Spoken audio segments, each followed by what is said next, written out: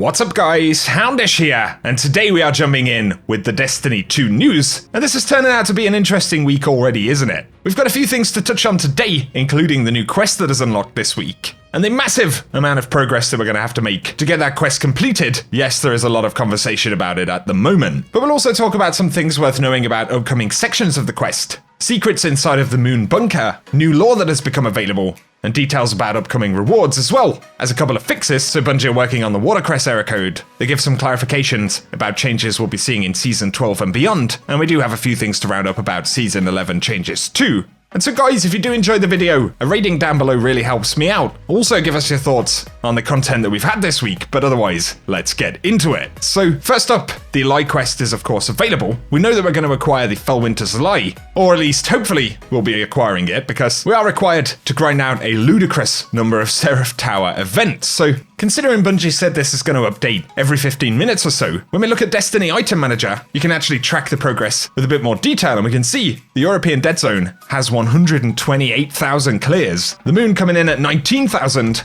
and then IO with 11,000. But for each of these destinations, we're going to have to get 3 million clears. Obviously, progress has been pretty slow so far, and considering the huge amount of effort we'll need to put in, a lot of players are trying to predict how long this will actually take at this rate. Some folks have been doing maths that suggest it could take until mid-June to actually get this finished, and that's if we continue at the kind of rates that we had around reset time yesterday. And so it also raises the question of whether Bungie could actually adjust to that requirement at some point in the near future. And I think, based on what we're seeing, if things don't accelerate, then yes, that is going to be entirely possible. And also, it kind of looks like Bungie was expecting this weapon to have been unlocked by next week, because they had supposedly scheduled the ornament for the weapon to show up in the Eververse store. And so, a lot of people in the community have indicated how frustrating it feels to hit another pretty big time lock, or grind lock, should I say. I guess it's a mix of both, before we can actually finish the quest. And so give us your thoughts about that down below, guys, and I will keep you posted on if we suddenly make a massive amount of progress, or if Bungie give us any kind of update. However, we know that after the events are finally done, we have what appear to be 2 different quest missions, but there's also a step to get shotgun kills, and we can now actually see this in the database. So Jinza confirmed that will require 1,000 enemy kills, so get ready for a bit of a grind at that step. It also says PvE and PvP will count, so Guardians are probably going to count as multiple kills, but yeah, we're going to be back to farming things like Shura Chi for a little while to get this one done. But also with that quest being visible now on Light GG, it says that we have to investigate one of Rasputin's closest secrets inside of the Moon Bunker. And this is going to be inside of the huge dark room beneath. Nova Prime shared an image right here of what the space actually looks like fully lit. And there is a lot of interesting tech in here, possibly plates in the form of those Warmind cubes. And you never know, there could be some mechanics in here as well, but it is going to be a significant story component, and witnessing Felwinter's inheritance, exactly whatever that means from Rasputin, is going to be pretty cool. We know from Jinza's previous leak that we're probably going to encounter Felwinter in some form or another, and specifically inside of the Vostok mission in the quest. There is a listing for Felwinter Coffin, Resurrect, Siva, and Fight. But data miners and glitchers have also found a coffin inside of the Seraph Bunker Room.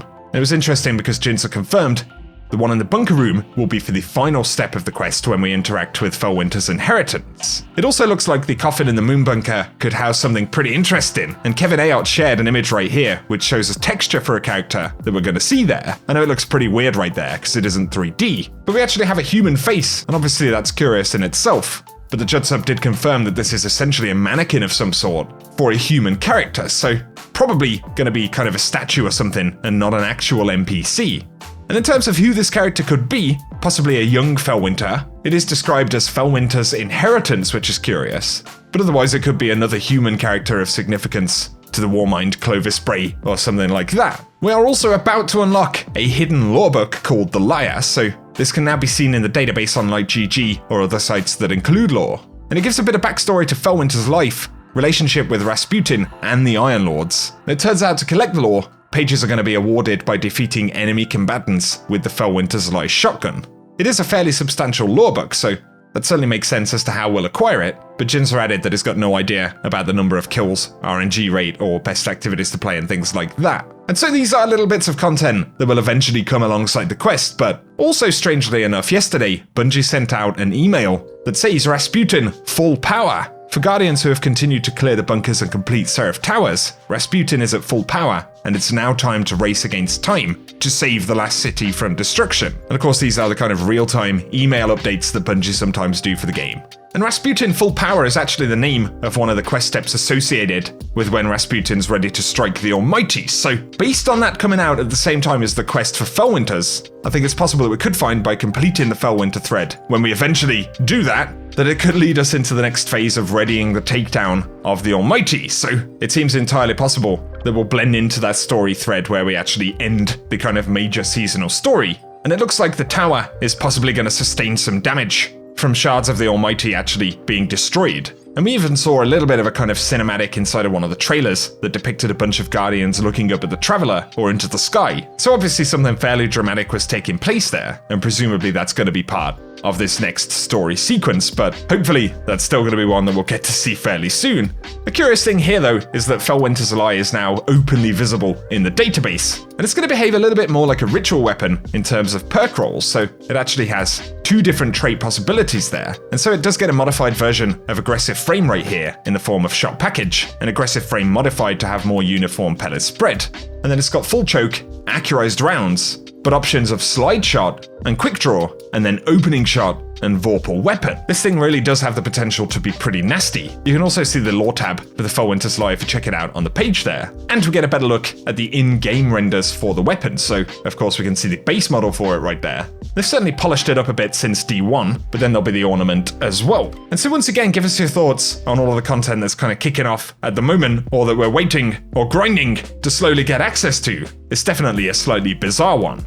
But now let's talk some game updates, future DLC changes, and clarification from Bungie. So the first one to mention would be a Reddit post from Curious. This is a potentially really useful one here, but they shared the Destiny Stadia Pro has recently become available for a free trial, and that includes all Destiny 2 DLCs and the current season pass. But if you don't already own all of those DLCs, you can essentially sign up for that, cross-save to it with your main account, and then log into Stadia. And of course, because of the way DLC works, that's going to give you access to some items that you don't necessarily have on other platforms. So you can go pick up exotic quests. Some of them are DLC specific. That includes things like Chaperone, Thorn, Lumina, Bastion, Jotun, Leviathan's Breath, Malfeasance, Izunagi's Burden, and more. We can see a whole list here in the Reddit post. But once you've acquired the quests for them, you can actually take them back to any platform and finish that quest, and of course, use the weapons and things like that on other platforms as well. It also includes earning exotics tied to particular campaigns, so Ace of Spades or Deathbringer, or you can even go onto Stadia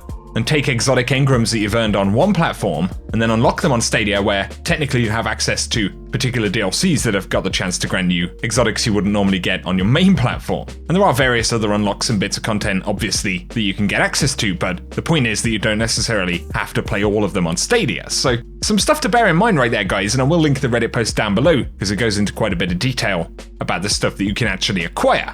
For Xbox players, Bungie Help said, working with our partners at Xbox, we've implemented a potential fix for the watercress issue, and we are still monitoring the situation to ensure it's fully resolved. And they do provide a link if you continue to see the watercress error code and you want to report that. But hopefully that will mean a lot more players are going to be able to get onto Xbox reliably, so give us your experiences with that down below. DMG did jump in though and speak about some of the changes that Bungie confirmed they're working towards for Season 12, and that was in This Week at Bungie. So he said he saw some confusion over this quote. Beginning in Season 12, we will no longer be selling ships, ghost shells, sparrows, or armor ornaments in Eververse that are visually based on themes from aspirational activities. And he said that this is in response to feedback on the Red Keep themed exotics. There will still be cosmetics in the shop, just not themed to aspirational activities. And so they're not totally removing those item types. They're saying they're not specifically going to link, what looks like a Scarlet Keep themed Sparrow and then put that in the Eververse store. Those themes are going to be essentially unrelated, and I'm hoping that that's going to apply to kind of enemy themed gear as well. But it's good to get a little bit of clarification there. There's also been a lot of questions about transmog, how some of the stuff with armor and universal ornaments is going to work. But the community managers are very broadly saying that this feature is in very early development and they don't have many concrete details to give about it. So we certainly need to bear that one in mind. But also someone said, moving forward, are we essentially going to be seeing one ritual or pinnacle pursuit weapon per season, but that has 3 different skins to earn per core activity? And essentially, yes, that is going to be a thing. And DMG said that it's a sustainability thing. We want to pump out weapons and rewards, but we don't want to overburden the team. And this is their kind of new planned way of managing this. And I guess if you think about it, we've kind of seen a slightly lesser version of that this season by having the Iron Banner bow, right? It's just one ritual weapon, and they're going to be doing that in future seasons, a broad ritual weapon for the season, but one that you can then augment with cosmetics from particular activities. Definitely a curious change. I'm glad they've clarified that, but I'd be interested to see what you guys think in the comment section. And just as quick shouts, once again, worth mentioning, Xur will be updated to receive random rolls on his exotic armor pieces next season. Obviously, that is a huge positive for veteran players because Xur potentially could actually have some pretty good stuff, at least replacement rolls for things that we already have, right? They also say they're going to get fixes for things like the Polaris Land's Perfect 5th perk, and I'm sure they'll be revealing many more over the next few weeks because, yeah, it's basically a month until the next season really starts, so hopefully they'll be giving us the info soon. And also, yes, Titans did win the Guardian Games. We spoke about it yesterday in the reset video, but we couldn't find the statue, which is meant to represent the winning class. However, it is over here by Zavala. Once again, give us your thoughts, guys. I am a Titan main, but I certainly wasn't expecting to see such a significant win from the Titans right there. Maybe some of the builds, objectives, and stuff like that totally lend themselves to Titan subclasses. I think, looking back, that's probably had quite a big role to play, but give us your thoughts down below. For today though, guys, that is everything we have to speak about. I'm very eager to see the progress we're going to make on this quest, man. I'm hoping it's not going to take us a massively long time, and I'm certain that Bungie don't want it to take us into June, because they'll be removing some of this seasonal content, so it simply isn't going to work out. And I suppose the one positive is that if we don't make enough progress, Bungie will end up adjusting it. I'm almost certain about that. So we'll see what happens, and stay tuned here on the channel so that I can give you those details when we get them. But also give us your thoughts about any of the other stuff we've spoken about in the video, and if you have enjoyed this one, a rating down below really helps me out. And otherwise, thank you guys for tuning in. I hope you have an awesome day.